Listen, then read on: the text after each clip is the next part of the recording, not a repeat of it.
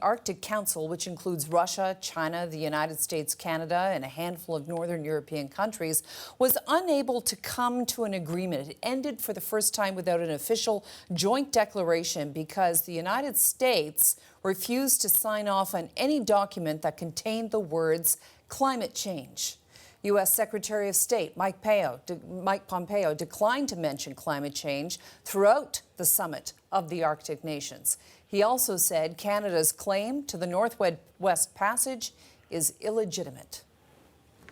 No one denies Russia has significant Arctic interests. We recognize that Russia is not the only nation making illegitimate claims. The U.S. has a long contested feud with Canada over sovereign claims through the Northwest Passage.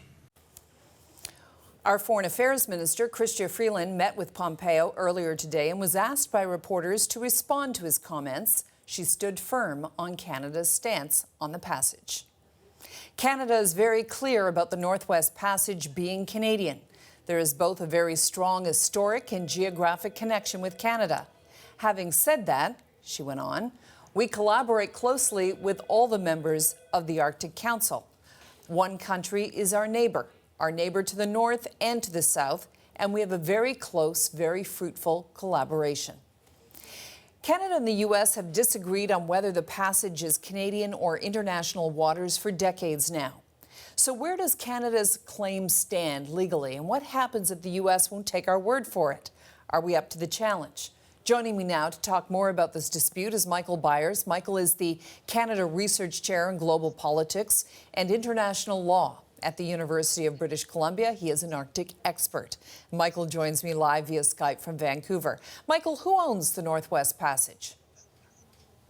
Well, that's a really good question because both the United States and Canada take the view that Canada owns the Northwest Passage. The dispute is whether we have total control over which ships go through. Canada says these are internal waters, they're subject to our full control. The United States says, well, they're Canadian waters, but there's a right of passage through that ships from any country can use the Northwest Passage to move between the Atlantic and the Arctic Oceans because it's a so-called international strait, like the Strait of Gibraltar or the English Channel. That's the dispute, not whether it's Canadian, but whether Canada has a right to control which vessels use the passage. Why is Canada opposed to giving that right of passage? Well, the basis for Canada's position in practical terms is that we want to be able to protect the fragile Arctic environment, and the Canadian citizens who live along the Northwest Passage, most of them Inuit, who are very reliant on the water and the sea ice and the wildlife that lives in and on the Northwest Passage for a large part of their food supply. So our interests are mostly environmental. The U.S. interest is in maximum freedom of navigation, not in the Northwest Passage, but around the world. And they regard conceding to the Canadian position as something that might create a precedent for elsewhere. Okay, so do they really care about the North that much? I mean, the thinking is that there is this global warming that's coming and the Northwest Passage is opening up, and therefore it could create some issues for them, either militarily or new opportunities for trade. Well, it certainly could create new opportunities for trade. And Canada has always taken the position, going back to 1969, when Pierre Trudeau said that closing off the Northwest Passage to commercial shipping would be, as ridiculous as closing off Vancouver Harbor. We support the use of the Northwest Passage for commercial shipping, but we want to have maximum control for environmental reasons. The United States, I don't think, is concerned about security issues in the Northwest Passage. The Northwest Passage passes through 1,500 kilometers of Canada. There are 19,000 islands in Canada's high Arctic archipelago that are uncontested by any other country. Now, their concern is about a precedent.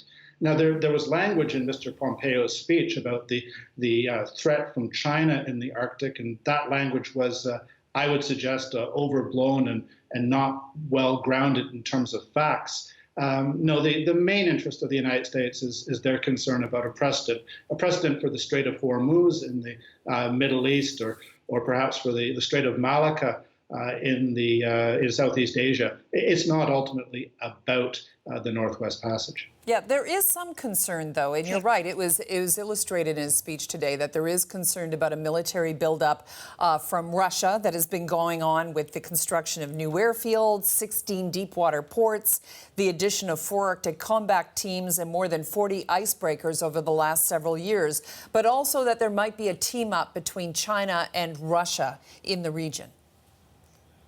Yeah, and this is where the speech was full of factual mistakes. So Mr. Pompeo said that Russia had built 16 new Arctic ports. Well, no, I'm sorry. Those ports were built during the Soviet era. They've existed for decades. Mr. Pompeo said that they were very concerned about China's infrastructure investments in the Canadian Arctic. And I'm sorry, there are no such investments. So there was a lot of factual misstatement. Mr. Pompeo is a little bit like his boss, Mr. Trump. He's not all that careful about his facts. And the problem with that is that it can create a lot of confusion around the world when someone with his position of authority makes these kinds of statements. There was a Pentagon report last week, Michael, warning China might use its growing fleet of icebreakers and polar research stations as a pretext for Arctic military adventures, potentially deploying nuclear-armed submarines. Well, it is possible that China might deploy submarines to the Arctic Ocean, to the north of Canada's high Arctic archipelago. That's been a zone of deployment for Soviet and then Russian submarines, and for American, British, and French submarines for decades now. But the key here is that same Pentagon report said that China would do so in order to provide a deterrent against a first strike by another country. So it's not so much aggression as it is defense. And again, the Americans, I think, are to some degree exaggerating the threat here. Look, I don't like how China is behaving elsewhere in the world, like the South China Sea. I don't like how Russia is behaving in places like Syria. But in the Arctic, they are actually following the rules and seem to be acting responsibly, which is why the kind of rhetoric that we heard in Mr. Pompeo's speech is dangerous and counterproductive, because it creates the sense that even if these other countries are behaving responsibly, we're going to condemn them for things they haven't done.